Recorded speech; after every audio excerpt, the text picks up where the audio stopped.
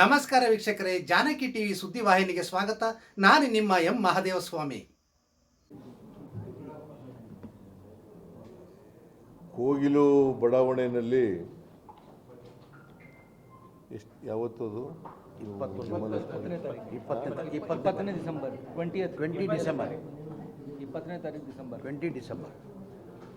20ನೇ ತಾರೀಕು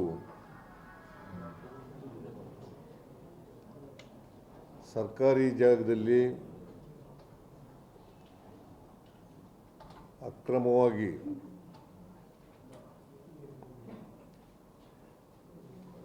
ಶೆಡ್ಗಳನ್ನು ನಿರ್ಮಾಣ ಮಾಡಿದ್ದಂಥ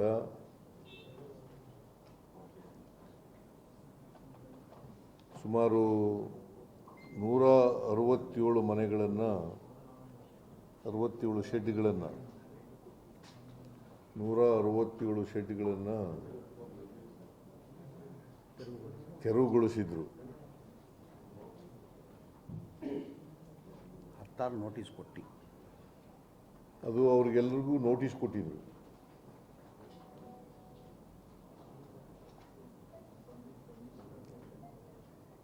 ನೋಟಿಸ್ ಕೊಟ್ಟ ಮೇಲೆ ತೆರವು ಮಾಡಿ, ನೀವು ಸರ್ಕಾರಿ ಜಾಗ ಇದು,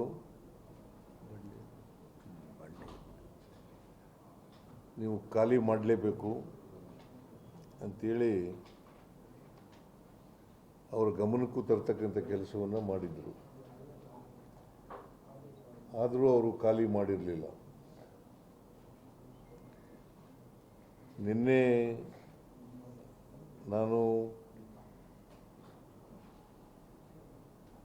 ವಸತಿ ಸಚಿವರಾದಂಥ ಸಿ ಜಮೀರ್ ಅಹಮದ್ ಖಾನ್ ಅವರನ್ನು ಮತ್ತು ನಮ್ಮ ಪೊಲಿಟಿಕಲ್ ಸೆಕ್ರೆಟರಿಗಳಾದಂಥ ನಸೀರ್ ಅಹಮದ್ ಅವರನ್ನು ಕಳಿಸ್ಕೊಟ್ಟಿದ್ದೆ ಜಾಗಕ್ಕೆ.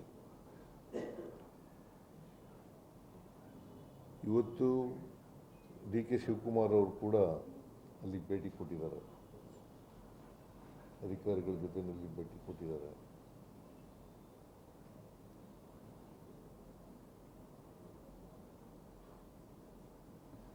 ಅದು ಜಾಗ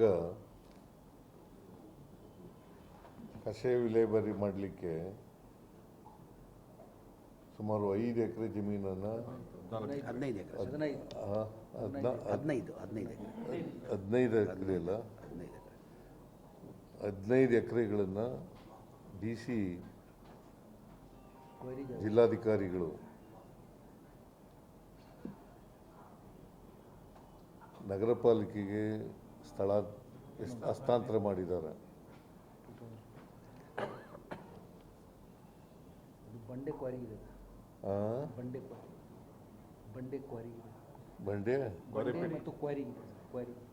ಬಂಡೆ ಮತ್ತು ಕ್ವಾರಿಂಗ್ ಎಲ್ಲ ಇದೆ ಅಲ್ಲಿ.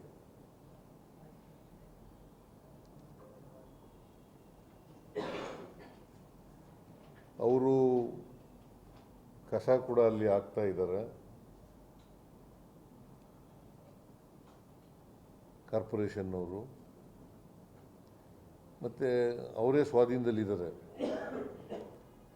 ಹಸ್ತಾಂತರ ಆದ್ದರಿಂದ ಇವತ್ತಿನವರೆಗೆ ಸ್ವಾಧೀನದಲ್ಲಿದ್ದಾರೆ.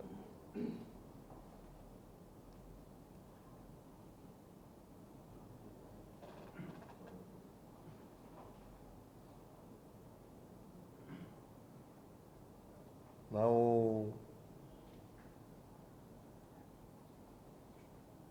ಸುಮಾರು 20-21ರಿಂದ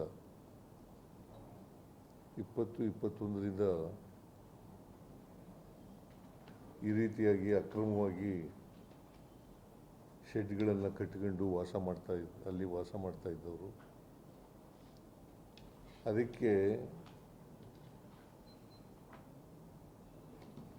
ಆ ಸಂಬಂಧ ಆ ಭಾಗದಲ್ಲಿದ್ದಂಥ ರೆವಿನ್ಯೂ ಆಫೀಸರ್ಗಳು ಅಥವಾ ಕಾರ್ಪೊರೇಷನ್ ಅಧಿಕಾರಿಗಳು ಅವ್ರ ಮೇಲೆಲ್ಲ ಕ್ರಮ ತಗೋಬೇಕು ಅಂತ ಹೇಳಿದ್ದೀನಿ.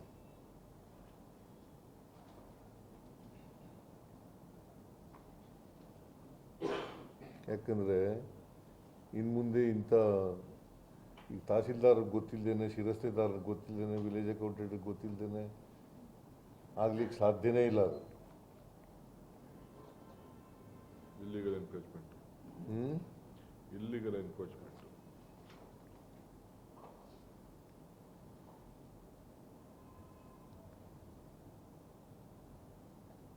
ಈ ಥರ ಇಲ್ಲೀಗಲ್ ಆಗಿ ಮುಂದೇನೂ ಕೂಡ ತಡಿಬೇಕು ಅನ್ನೋದು ನಮ್ಮ ಉದ್ದೇಶ. ಇನ್ನು ಮುಂದೆ ಯಾವುದೇ ಕಾರಣಕ್ಕೆ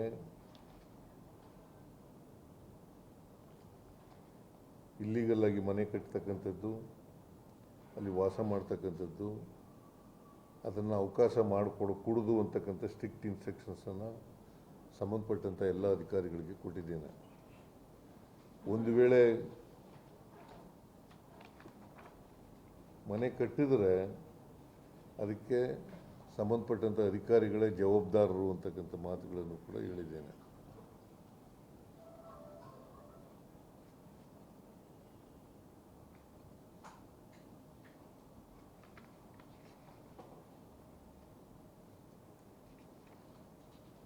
ಈ ಅಕ್ರಮವಾಗಿ ಶೆಡ್ಗಳನ್ನು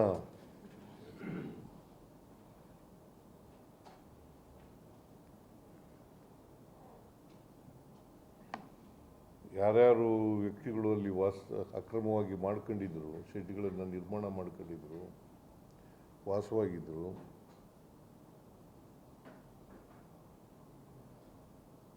ಜಿಲ್ಲಾಧಿಕಾರಿಗೆ ಮತ್ತು ಸಂಬಂಧಪಟ್ಟಂಥ ಆ ಕಾರ್ಪೊರೇಷನ್ ಕಮಿಷನರು ಅವ್ರಿಗೆ ಹೇಳಿದ್ದೀನಿ, ನಾಳೆ ನಾಳಿದ್ದು ಅದನ್ನೆಲ್ಲ ವೆರಿಫೈ ಮಾಡಿ ಜಿನೈನ್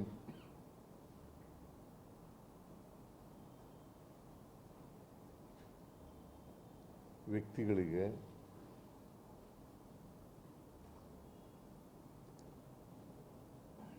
ಪರ್ಯಾಯ ವ್ಯವಸ್ಥೆಯನ್ನು ಮಾಡಿಕೊಡಬೇಕು ಅಂತೇಳಿ ಸರ್ಕಾರ ತೀರ್ಮಾನ ಮಾಡಿದೆ.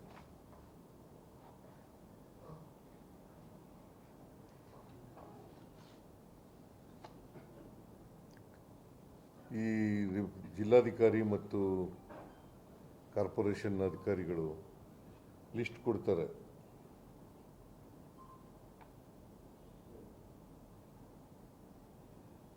ಯಾರ್ಯಾರು ಎಲಿಜಿಬಲ್ ಇದ್ದಾರೆ ಅವರೆಲ್ಲ ಲಿಸ್ಟ್ ಎಲ್ಲ ಕೊಡ್ತಾರೆ. ಆ ಲಿಸ್ಟಿನ ಆಧಾರದ ಮೇಲೆ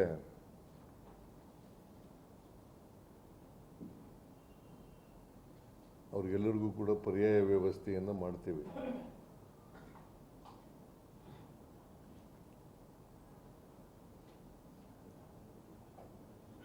ಈ ವಿಚಾರದ ಬಗ್ಗೆ ನನ್ನ ಜೊತೆಯಲ್ಲಿ ಡೆಲ್ಲಿನಲ್ಲಿ ಕೆ.ಸಿ. ವೇಣುಗೋಪಾಲ್ ಅವರು ಕೂಡ ಚರ್ಚೆ ಮಾಡಿದ್ದಾರೆ. ಡಿ.ಕೆ. ಶಿವಕುಮಾರ್ ಜೊತೆಲೂ ಕೂಡ ಚರ್ಚೆ ಮಾಡಿದ್ದಾರೆ.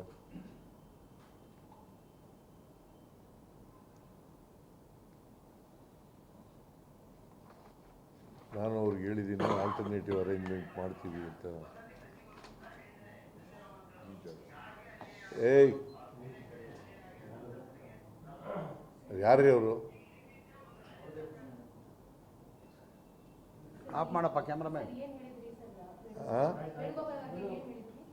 ವೇಣುಗೋಪಾಲ್ ಅದು ಹೇಳ್ತೀನಿ, ಅದು ಆ ಶಬ್ದ ಬರ್ತಿತ್ತಲ್ಲ, ನಿಮಗೆ ಕೇಳಿಸುತ್ತಾ? ವೇಣುಗೋಪಾಲ್ ಅವರು ನನ್ನ ಜೊತೆಯಲ್ಲಿ ಚರ್ಚೆ ಮಾಡಿದ್ದಾರೆ. ನಾನು ಡೆಲ್ಲಿಗೆ ಹೋಗಿದ್ನಲ್ಲ ಮೊನ್ನೆ, ಆಗ ಇವ್ರ ಜೊತೆಲೂ ಕೂಡ ಮಾತಾಡಿದ್ದೀನಿ ಅಂತ ಹೇಳಿದ್ರು. ನಾನು ಡಿ ಕೆ ಶಿವಕುಮಾರ್ ಜೊತೆಲೂ ಕೂಡ ಮಾತಾಡಿದ್ದೀನಿ. ನಾನು ಹೇಳಿದೆ ಅವ್ರಿಗೆ ಅದೇ ಜಾಗದಲ್ಲಿ ಮತ್ತೆ ಅವ್ರನ್ನ ಇದು ಮಾಡೋಕ್ಕಾಗಲ್ಲ, ಯಾಕಂದರೆ ಅದು ಸರ್ಕಾರಿ ಜಾಗ, ಅಕ್ರಮವಾಗಿ ಅವರು ಕಟ್ಕೊಂಡಿದ್ದಂಥದ್ದು, ಶೆಡ್ಗಳು ಹಾಕ್ಕೊಂಡಿದ್ದಂಥದ್ದು.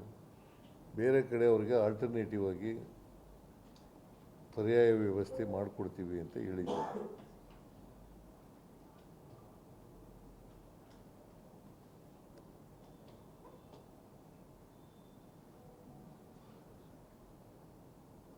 ಮತ್ತು ಅವರಿಗೆ GBA ಕಮಿಷನರು ಮತ್ತು Tushar secretary, additional chief secretary urban development department, ಅವ್ರಿಗೂ ಸಲಹೆ ಕೊಟ್ಟಿದೆ. ಅವ್ರಿಗೆ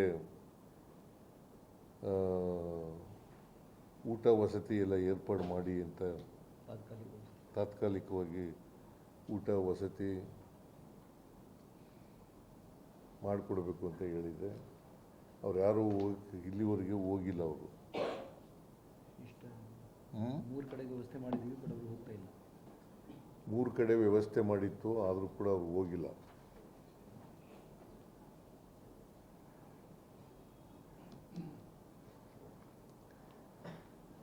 ನಾನು DK ಶಿವಕುಮಾರ್, ವಸತಿ ಸಚಿವರು, ಆಮೇಲೆ ಕೃಷ್ಣ ಬೈರೇಗೌಡ, ಆ ಕ್ಷೇತ್ರದ ಶಾಸಕರು, ಮಂತ್ರಿಗಳು, ಅವ್ರ ಜೊತೆಲೂ ಕೂಡ ಮಾತಾಡಿದ್ದೀನಿ.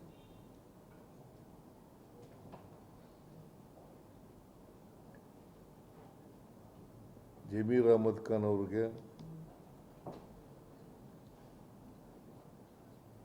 ಅವ್ರಿಗೆ ತಾತ್ಕಾಲಿಕ ಪರ್ಯಾಯ ವ್ಯವಸ್ಥೆಯನ್ನು ಮಾಡಬೇಕು ಅಂತೇಳಿ ರಿಕ್ವೆಸ್ಟ್ ಮಾಡಿದಾಗ, ಅಲ್ಲೇ ಎಂಥದ್ದು ಊರದು, ಬೈಯಪ್ಪನಹಳ್ಳಿ ಸರ್ವೆ ನಂಬರ್ 23ರಲ್ಲಿ ಬ್ಯಾಟನ್ಪುರದಲ್ಲಿ ಸುಮಾರು 1187 ಮನೆಗಳನ್ನು ನಿರ್ಮಾಣ ಮಾಡಿದ್ದಾರೆ.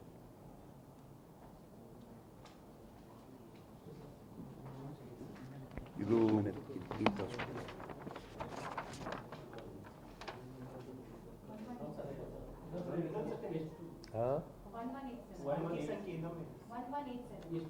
ಟೋಟಲ್ ಮನೆಗಳು ಇರೋದು ಟೋಟಲ್ ಇಲ್ಲ. ಅವ್ರಿಗೆ ಲಿಸ್ಟ್ ಕೊಡ್ತಾರಲ್ಲ, ಅವ್ರಿಗೆ ಯಾರು ಲಿಸ್ಟ್ ಕೊಡ್ತಾರೆ ಕಾರ್ಪೊರೇಷನ್ ಅವರು ಮತ್ತು ವೆರಿಫೈ ಮಾಡಿ ಜಿನೈನ್ ಪರ್ಸನ್ಸು ಯಾರ್ಯಾರು ಮನೆ ಕಳ್ಕೊಂಡಿದ್ದಾರೆ ಅವ್ರಿಗೆ ಮನೆಗಳನ್ನು ಕೊಡ್ತಕ್ಕಂಥದಕ್ಕೆ ಲಿಸ್ಟ್ ಕೊಡ್ತಾರೆ. ಅವರು ವೆರಿಫೈ ಮಾಡಿ ಲಿಸ್ಟ್ ಕೊಟ್ಟಾದಮೇಲೆ, ಆ ಲಿಸ್ಟ್ ಕೊಟ್ಟಾದಮೇಲೆ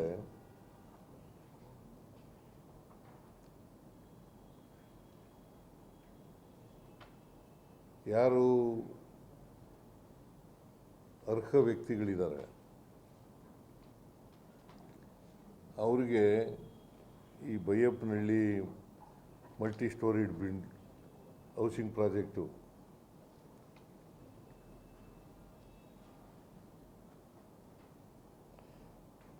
ಈ ಬೈಯಪ್ಪನಹಳ್ಳಿ ಎಷ್ಟು ದೂರ ಇದೆ ಅಂತಂದರೆ ಕೋಗಿಲುವಿಂದ 7 ಕಿಲೋಮೀಟರ್ 7 ಕಿಲೋಮೀಟರ್ಸ್. ಅದೇ ಕ್ಷೇತ್ರ ಸರ್, ಹತ್ರ ಇರೋದು. ಹತ್ರ 7 ಕಿಲೋಮೀಟ್ರ್ ಇದೆ.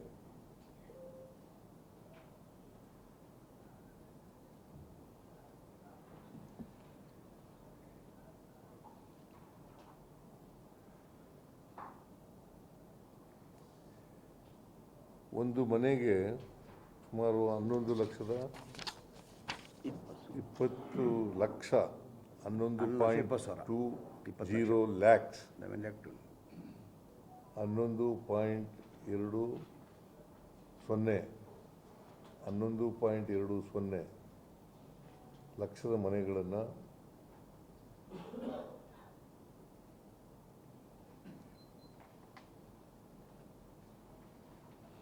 ಅವ್ರಿಗೆ ಅಲಾಟ್ ಮಾಡಬೇಕು ಅಂತ ಹೇಳಿದ್ದೀನಿ.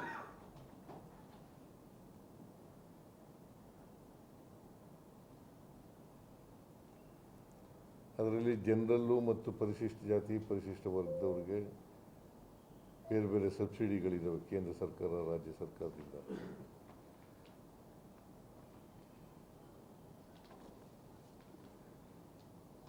ಆಮೇಲೆ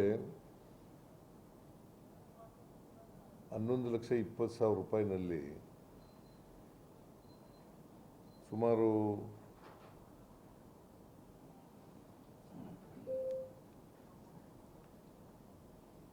BBMP ಕೊಟ್ಟರೆ ಎಷ್ಟು? BBMP 5 ಲಕ್ಷ ರೂಪಾಯಿ ಕೊಡಬೇಕು ಅಂತ ಹೇಳಿದ್ದೀನಿ. ಒಬ್ಬರಿಗೆ ಒಬ್ಬರಿಗೆ ಒಂದು ಮನೆಗೆ ಒಬ್ಬರಿಗೆ 5 ಲಕ್ಷ ರೂಪಾಯಿಗಳನ್ನು ಕೊಡಬೇಕು ಅಂತ ಹೇಳಿದ್ದೀನಿ.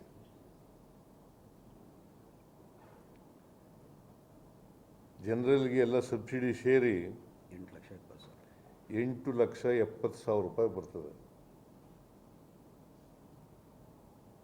SC STಗಳಾದರೆ 9.5 ಲಕ್ಷ ಬರ್ತದೆ.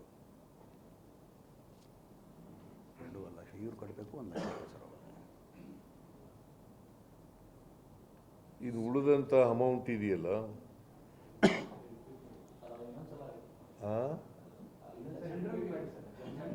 ಜನರಲ್ಗೆ 8,70,000, 5 ಲಕ್ಷ ಸೇರಿ ಕಾರ್ಪೊರೇಷನ್ ಅವರು 5 ಲಕ್ಷ ಕೊಡ್ತಾರಲ್ಲ, ಅದು ಸೇರಿ 3,70,000 ಸಬ್ಸಿಡಿ, 5 ಲಕ್ಷ ಕಾರ್ಪೊರೇಷನ್ ಕೊಡ್ತಕ್ಕಂಥದ್ದು, ಒಟ್ಟು 8,70,000. SC STಗಳಿಗೆ 4.5 lakh subsidy plus 5,000. 5 lakh. Sorry, 5 lakh. SC STಗಳಿಗೆ 4.5 ಲಕ್ಷ ಸಬ್ಸಿಡಿ ಪ್ಲಸ್ 5,000 ಕಾರ್ಪೊರೇಷನಿಂದ ಕೊಡ್ತಕ್ಕಂಥದ್ದು, 5 ಲಕ್ಷ. ಸೊ ಅವರು 9.5 ಲಕ್ಷ. ಉಳಿದ ಜನರಲ್ಗೆ 2.5 ಲಕ್ಷ ಇದೆಯಲ್ಲ, ಅದನ್ನು ಲೋನ್ ಸಾಲದ ರೂಪದಲ್ಲಿ ಬೆನಿಫಿಷಿಯರಿಗೆ ಕೊಡ್ತಕ್ಕಂಥದ್ದು. ಅದನ್ನು ಜಮೀರ್ ಅಹಮದ್ ಖಾನ್ ಅವರು ಅವ್ರಿಗೆ ಬೆನಿಫಿಷರಿಗೆ ಸಾಲ ಕೊಡಿಸ್ತೀನಿ ಅಂತ ಒಪ್ಕೊಂಡಿದ್ದಾರೆ. ಇದು ಜನರಲ್ಗೆ 2.5 ಲಕ್ಷ ಸಾಲ. SC STಗೆ 1,70,000.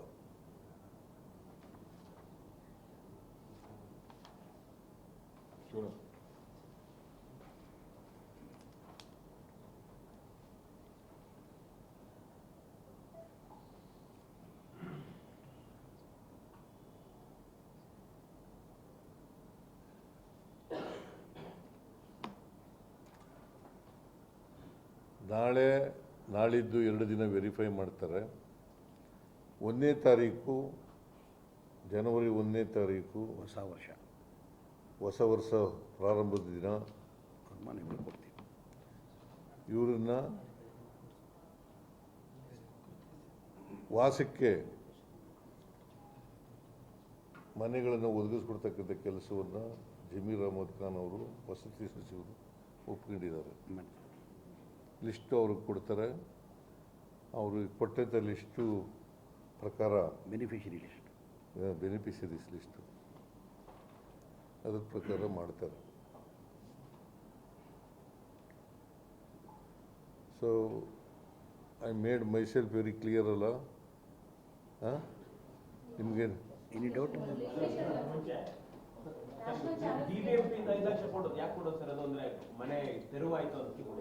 ಸ್ಕೀಮ್ ಇದೆ, ಒಂಟಿ ಮನೆ ಸ್ಕೀಮ್ ಇದೆಯಪ್ಪ. ಒಂಟಿ ಮನೆ ಸ್ಕೀಮ್ ಇದೆ. ಆ ಸ್ಕೀಮ್ನಲ್ಲಿ ಅವ್ರಿಗೆ ಕೊಡ್ತಾ ಇದ್ದೀವಿ 5 ಮನೆ, ಒಂದು 5 ಲಕ್ಷ ರೂಪಾಯಿ.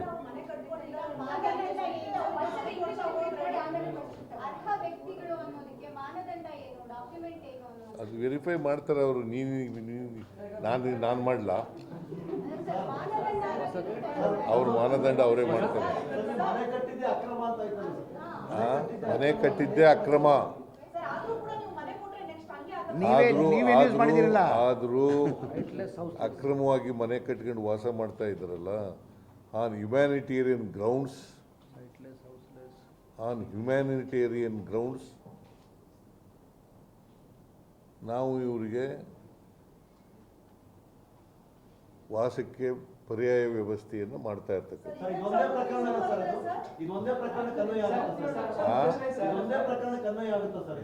ಯಾವುದಕ್ಕೆ ಈ ರೀತಿ ಮನೆಯನ್ನು ಕೊಡೋದು ಸರ್? ಅಕ್ರಮವಾಗಿ ಮನೆ ಕಟ್ಟಿದವರಿಗೂ ಮನೆ ಕೊಡುವಂತದ್ದು ಇದು ಒಂದೇ ಪ್ರಕರಣಕ್ಕೆ ಅನ್ವಯ ಆಗುವಂತ ಸರ್ಕಾರ. ಹೌದೌದು. ಯಾಕೆ ಸರ್ ವಿಶೇಷ ಆಸಕ್ತಿ? ವಿಶೇಷ ಆಸಕ್ತಿ ಯಾಕೆ ಸರ್? ವಿಶೇಷ ಆಸಕ್ತಿ ಏನಿಲ್ಲ. ಇದನ್ನು ಬಿ ಜೆ ಪಿ ಇವರು ಕಮ್ಯುನಿಸ್ಟ್ನವರು ರಾಜಕೀಯ ಇಶ್ಯೂ ಮಾಡಿಬಿಟ್ಟಿದ್ದಾರೆ. ಇದನ್ನು ಅನಗತ್ಯವಾಗಿ ರಾಜಕೀಯ ಇಶ್ಯೂ ಮಾಡಿದ್ದಾರೆ. C, none other than Chief Minister of Kerala, he has made it an issue because the election is coming, assembly election is coming In April. in the month of April. March or April. That is why he has sent one MLA and also One Rajya MP. Sabha member to this Kogilu. Sir ಅವರು politics ಮಾಡಿದ್ದಾರೆ sir. It is purely political ಆಗಿ counter ಮಾಡ್ಬೇಕು, ನೀವು political ಆಗಿ counter ಮಾಡ್ಬೇಕಿತ್ತು. Counter ಮಾಡಿದ್ದೀವಿ ರೀ. ಆದರೂ ಕೂಡ on humanitarian grounds we are going to give alternative accommodation to these people. ಬೇರೆ ಪ್ರಕರಣಗಳಿಗೂ ಈ ರೀತಿ ಆದ್ರೆ ಏನ್ ಮಾಡ್ತೀವಿ? ಅದು ನೋಡೋಣ, ಅದು ಆ ಕೇಸ್ ಬಂದಾಗ ಅದು ತುಂಬಾ ಇದಾವೆ. ರಾಜ್ಯದಲ್ಲಿ 37 ಲಕ್ಷ ವಸ್ತು ರೈತರಿದ್ದಾರೆ, ನಿವೇಶನ ರೈತರಿದ್ದಾರೆ. ಅದೆಲ್ಲವನ್ನು ಬಿಟ್ಟು ಈ ಪ್ರಕರಣದಲ್ಲಿ ಈ ರೀತಿ ಆಗ್ತಿದೆ ಅನ್ನೋದು ಕೂಡ ಕೇಳಪ್ಪ ಇಲ್ಲಿ. ಇದು ಬಡವರಿಗೆ ಕೊಡ್ಬೇಕಂತ ಮನೆಗಳು ಕಟ್ಟಿದ್ದು ಸರ್. ಇದು ಬಡವರಿಗೆ ಕೊಡ್ಬೇಕಂತ ಮನೆಗಳು ಕಟ್ಟಿರೋದು. ಇದು ಕಟ್ಟಿದ್ದು 1 lakh ಸ್ಕೀಮ್ ನಿಮ್ಮ ಕಾಲದಲ್ಲೇ ಬಂದಿದ್ದು. ಇದು ಈ ಮನೆಗಳು ಕಟ್ಟಿರೋದು 1 ಲಕ್ಷ ಮನೆಗಳು ಕಟ್ಟಿರೋದು ಕೊಡಕ್ಕೆನೆ. ಬಡವರು ಕೊಡಕ್ಕೆ. ಯಾರಿಗೆ ಮನೆ ಇಲ್ಲ, ಯಾರಿಗೆ ಸೈಟ್ ಇಲ್ಲ, ಅವರು ಕೊಡಕ್ಕೆ. ಇವರೆಲ್ಲ ಸೈಟ್ ಇಲ್ಲದವರು, ಮನೆ ಇಲ್ಲದವರು, ಈ ಥರ 1 ಲಕ್ಷ ಮನೆಗಳು ಕಟ್ತಾ ಇದೀವಿ. ಏಯ್ ಒಬ್ರು ಮಾತಾಡ್ರಿ. ಒಂದ್ ಪ್ರಶ್ನೆ ಸರ್, ಇವಾಗ ತುಂಬಾ ಜನ ಬಡವರು ಇದ್ದಾರೆ, ಅವ್ರಿಗೆ ಮನೆ ಇಲ್ಲ. ಇವಾಗ ಇಲ್ಲಿ 10 ಜನ ಇದ್ದಾರೆ ಅಂದ್ರೆ ಅವ್ರಿಗೆ ಮನೆ ಇರಲ್ಲ. ಇವಾಗ 10 ಜನನು ಬೇರೆ ಈಗ ಮನೆ ಕಟ್ಟಿದ್ರೆ ನೋಡ್ರಿ, ಮನೆ ಕೇಳಪ್ಪ ಇಲ್ಲಿ. ಈ ಮನೆಗಳು ಕಟ್ತಾ ಇರೋದು ಯಾರಿಗೆ? To whom you are building these houses? To whom? To siteless and houseless people only. We are accommodating these people because these people are also houseless and sightless people. Sir, ಪ್ರಶ್ನೆ ಅದಲ್ಲ ಸರ್. ನಾಳೆ ಯಾರಾದ್ರೂ ಅತಿಕ್ರಮ ಪ್ರವೇಶ ಮಾಡಿದ್ರೆ ಅವ್ರಿಗೂ ಮನೆ ಕಟ್ಕೊಡ್ತೀರಾ sir? ಇದು ಒಂದು ಉದಾಹರಣೆ ಅದಕ್ಕೆ ಹೇಳಿದ್ದು, ನಾನು ಮೊದಲೇ ನಿಮ್ಗೆ ಹೇಳಿದ್ದು, ಅಧಿಕೃತವಾಗಿ ಬೆಳವಣಿಗೆಗಳು ಬರಬಾರ್ದು. ಬೇರೆ ರೀತಿ ನೋಡ್ಕೋಬೇಕು ಅಂತ ಅಧಿಕಾರಿಗಳಿಗೆ ಸ್ಟ್ರಿಕ್ಟ್ ಇನ್ಸ್ಟ್ರಕ್ಷನ್ಸ್ ಕೊಟ್ಟಿದ್ದೀವಿ. ಒಂದು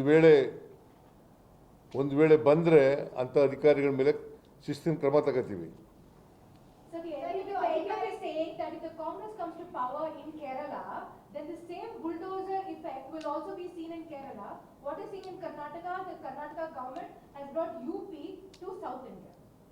No, it is not correct. See, it is a government land on which these people are living there by making temporary sheds, and they have been demolished by the corporation not fit for human habitation, sir. Dangerous to live there, sir. on the ground of humanitarian grounds. We are making alternative arrangement to these. What is Kerala's interest in Karnataka like this? I don't know. Please ask Pinarayan. It is a political. See, they make it a political issue. Please ask Pinarayan. They said Brinda See, they may say anything. Sanjay Gandhi did this According to me, we don't allow anybody to construct a house illegally. Sir, ಮಾನವೀಯತೆ ಆಧಾರದ ಮೇಲೆ ಕೊಡುವಂಥದ್ದು ಒಪ್ಕೊಳ್ಳುವಂಥದ್ದೇ sir. ಈ ಹಿಂದೆ ಕೂಡ ಈ ರೀತಿ demolition ಆಧಾರ ಸಾಕಷ್ಟು ಕೇಸ್ಗಳಿದ್ದಾವೆ, ಅಥವಾ ಇನ್ನೂ ಯಾವ್ದು ಪ್ರಕರಣಗಳು ಬರ್ಬೋದು. ಎಲ್ಲರಿಗೂ ಇದೇ ಮಾನದಂಡ ಇರುತ್ತೆ ಅನ್ನೋದು. ಅದನ್ನ ನೋಡ್ತಾರೆ ಕಾರ್ಪೊರೇಷನ್ ಅವರು. ಇನ್ನು ಮುಂದೆ ಬರಬಾರ್ದಾಗ ನೋಡ್ಕೋಬೇಕು ಅಂತ ಮಾಡಿದ್ದೀನಿ. ಇನ್ನು ಮುಂದೆ ಯಾರು ಕೂಡ ಅಧಿಕಾರಿಗಳೇ ಜವಾಬ್ದಾರರು ಅದಕ್ಕೆ ಅಂತ ಹೇಳಿದ್ದೀನಿ. ಈ ಥರ ಇಲ್ಲೀಗಲ್ ಆಗಿ ಮನೆಗಳು ಕಟ್ಟಿಕೊಳ್ತಕ್ಕಂಥದ್ದು, ಸರ್ಕಾರಿ ಜಾಗದಲ್ಲಿ ವಾಸ ಮಾಡ್ತಕ್ಕಂಥದ್ದು, ಶೆಡ್ ಹಾಕೊಳ್ತಕ್ಕಂಥದ್ದು, ಗುಡಿಸಲು ಹಾಕೊಳ್ತಕ್ಕಂಥದ್ದು, ಇದಕ್ಕೆಲ್ಲ ಅವಕಾಶ ಮಾಡಿಕೊಡ್ಕೊಡೋದು ಅಂತ ಹೇಳಿ ಅಧಿಕಾರಿಗಳಿಗೆ ಹೇಳಿದ್ದೀವಿ. ಅಧಿಕಾರಿಗಳು ಫೈಲ್ ಹಾಂ, ಅಕ್ರಮ ಶೆಡ್ ಹಾಕಿರುವಂತ ಹಾಕಿದ್ದಂತ ಅಧಿಕಾರಿಗಳು that is why I shed ಏನಂತ ಹೇಳಿದ್ದೀನಿ, ಯಾರೋ ಅಧಿಕಾರಿಗಳು ಅವತ್ತಿದ್ದರು ಅವ್ರ ಮೇಲೆ ಕ್ರಮ ತಗೊಳ್ಳಿ ಅಂತ ಹೇಳಿದ್ದೀನಿ. ಸರ್, ಬಹಿರಂಗವಾಗಿ ಅಲ್ಲಿನ ಜನರು ಏನ್ ನಿವಾಸಿಗಳು ಅಂತ ಇದ್ದಾರೆ ಅವರೇ ಹೇಳ್ತಾ ಇದ್ದಾರೆ, ಕೃಷ್ಣ ಬೈರೇಗೌಡರು ಅಲ್ಲಿ ನಮಗೆ ವೋಟರ್ ಐಡಿಗಳನ್ನ ಮಾಡ್ಕೊಟ್ಟಿದ್ದಾರೆ, ಆಧಾರ್ ಕಾರ್ಡ್ನ ಮಾಡ್ಕೊಟ್ಟಿದ್ದಾರೆ ಅಂತಕ್ಕಂಥ ಆರೋಪವನ್ನು ಬಹಿರಂಗವಾಗಿ ಮಾಡ್ತಾ ಇದ್ದಾರೆ ಅವರ ಮೇಲೆ. ಯಾರು? ಮಾಡ್ಕೊಟ್ಟಿದ್ದಾರೆ ಅಂತ ಹೇಳಿ. ಈಗ ಪ್ಲೀಸ್ ಆಸ್ಕ್ ಕೃಷ್ಣ ಬೈರೇಗೌಡ. ಅಲ್ಲ, ನೀವು ಈಗ ಅಧಿಕಾರಿಗಳು ನಾವು ಹೇಳಿ ಅವ್ರು ಪ್ಲೀಸ್ ಆಸ್ಕ್ ಕೃಷ್ಣ ಬೈರೇಗೌಡನ ಹೆಸರು ಹೇಳ್ದಲ್ಲಪ್ಪ ಹೌದು ಸರ್. ಅಲ್ವಾ ನೀನು ಹೇಳಿದ್ದು? ಅವ್ರನ್ನೇ ಕೇಳಿ, ಅವ್ರು ಕೊಟ್ಟಿದ್ರು. ಅವತ್ತಿನ ದಿನ ಮಾಡ್ಕೊಟ್ಟಿದ್ದಾರೆ. ಈಗ ನಾವು See, I do not know all those things. All those things I do not know because Krishna Bairegowda is not in the station. He has gone abroad.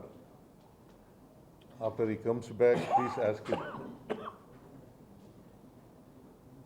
Sir ನೀವು ಮಾತಾಡ್ಬಿಡಿ, ಕ್ಲೋಸ್ ಮಾಡಿಬಿಡು. ನೀವು ಮಾತಾಡ್ಬಿಡಿ.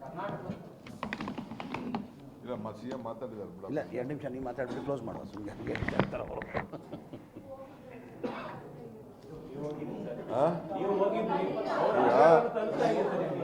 ನೋಡಪ್ಪ, ಮುಖ್ಯಮಂತ್ರಿಗಳು ನನಗೆ, ಜಮೀರ್ ಅವ್ರಿಗೆ ಮತ್ತು ನಮ್ಮ ಪೊಲಿಟಿಕಲ್ ಸೆಕ್ರೆಟರಿಗೆಲ್ಲ ಮಾತಾಡಿದ್ರು. ನಾನು ಹೋಗಿ ಸ್ಪಾಟ್ ನೋಡ್ಕೊಂಡು ಬಂದಿದ್ದೀನಿ.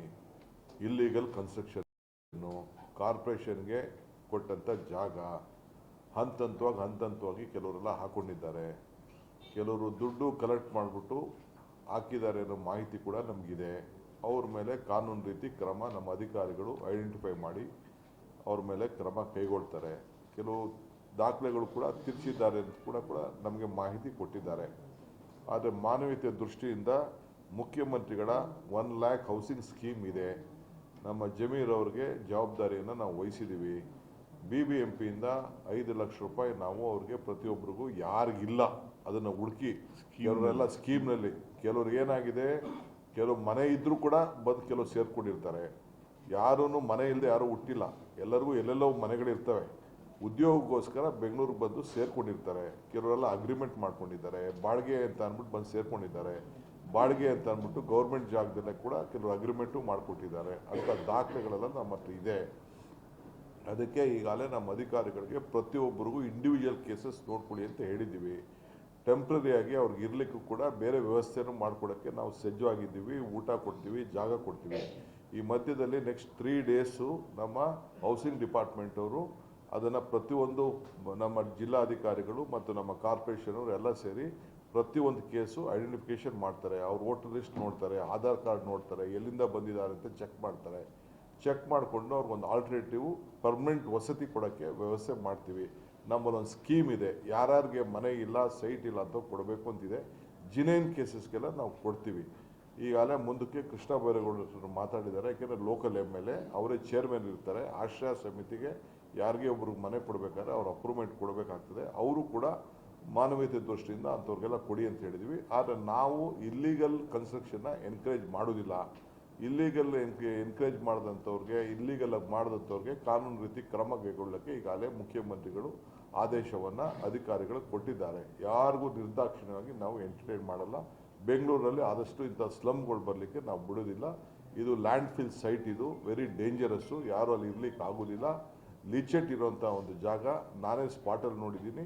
200 ಅಡಿ ಒಳಗಡೆ ಇನ್ನೂ ನೀರಿದೆ, ಪಕ್ಕದಲ್ಲೂ ನೀರಿದೆ.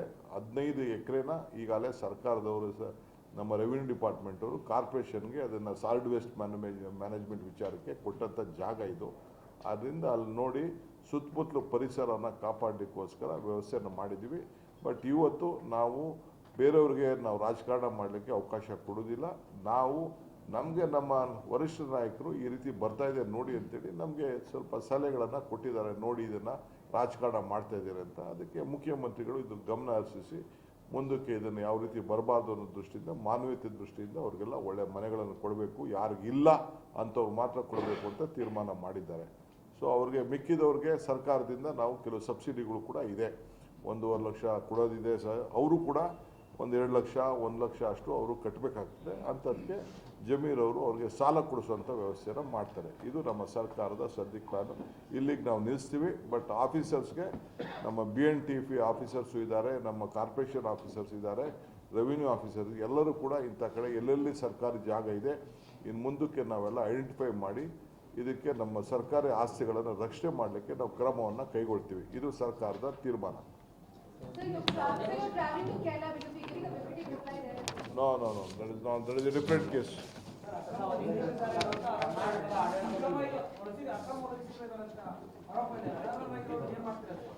ಆಯ್ತು ನಡೀರಪ್ಪ ಅವೆಲ್ಲ ಮಾತಾಡೋಣ. ಇಂಗ್ಲೀಷಲ್ಲಿ ಕೊಟ್ಟಿಲ್ಲ. ಇಂಗ್ಲೀಷ್ನಲ್ಲಿ ಹೇಳಿದ್ವಲ್ಲಯ್ಯ. ಕರ್ನಾಟಕದ ಆಡಳಿತದಲ್ಲಿ ಒಂದು ನಿಮಿಷ. ಹಸ್ತಕ್ಷೇಪ ಮಾಡ್ತಾ ಇದ್ದಾರೆ ಅಂತ ಬಿಜೆಪಿ ನಾಯಕರೆಲ್ಲರೂ ಕೂಡ ನೋಡಯ್ಯ, ಈಸ್ ಅವರ್ ಲೀಡರ್. ಒಂದು ನಿಮಿಷ ಇರಿ sir. Is our leader, is our general secretary. He has all rights to advise us. If anything is wrong, things come in the national arena, is a duty. If we are doing anything, if he feels that he has every right to advise us. There is nothing wrong in advising a political party. It is a national party. We look at a national perspective. For humanitarian ground, for the poor people, we are there to help the people. They have guided us in various aspects. Today also they will guide. Tomorrow also they will guide. There is nothing there. They are not interfering in our administration. ಆಯ್ತು ಬೇಡಪ್ಪ, ಈಗ ಇಂಗ್ಲೀಷಲ್ಲಿ ತಗೊಂಡು Ready? ಸಾಕ್ತಾರೆ ಹೇಳಿದ್ದಾರೆ. ಆಯ್ತು, director ಮಾಡಿದ್ರಲ್ಲ ರೀ, ಅವ್ರು ನಮ್ಮ ಜೊತೆ ಚರ್ಚೆ ಮಾಡಿದ್ದಾರೆ. ಆಲ್ಟರ್ನೇಟಿವ್ ಆಗಿ ಅವ್ರಿಗೆ ವ್ಯವಸ್ಥೆ ಮಾಡಿ ಅಂತ ಹೇಳಿದ್ರು ಅಷ್ಟೇ. ನಮಗೆ ಡೈರೆಕ್ಷನ್ ಕೊಟ್ಟಿಲ್ಲ ಅಥವಾ ಅವರು ಹಿಂಗೆ ಮಾಡಬೇಕು ಅಂತ ಹೇಳಿಲ್ಲ. ನಮ್ಗೆ ಈ ಥರ ಆಗಿದೆ ನೋಡಿ ಅಂತ ಹೇಳಿ CM ಮಾತು ಕೊಟ್ಟು ಬಂದಿದ್ರು, ಆಲ್ಟರ್ನೇಟ್ ಮಾಡ್ತೀವಿ ಅಂತ ಅಷ್ಟೇ ಮಾಡಿದ್ದಾರೆ. ಆಲ್ಟರ್ನೇಟಿವ್ ಮಾಡ್ತೀವಿ ಅಂತ ಹೇಳಿದ್ರು, ಮಾಡ್ತೀವಿ ಅಷ್ಟೇ.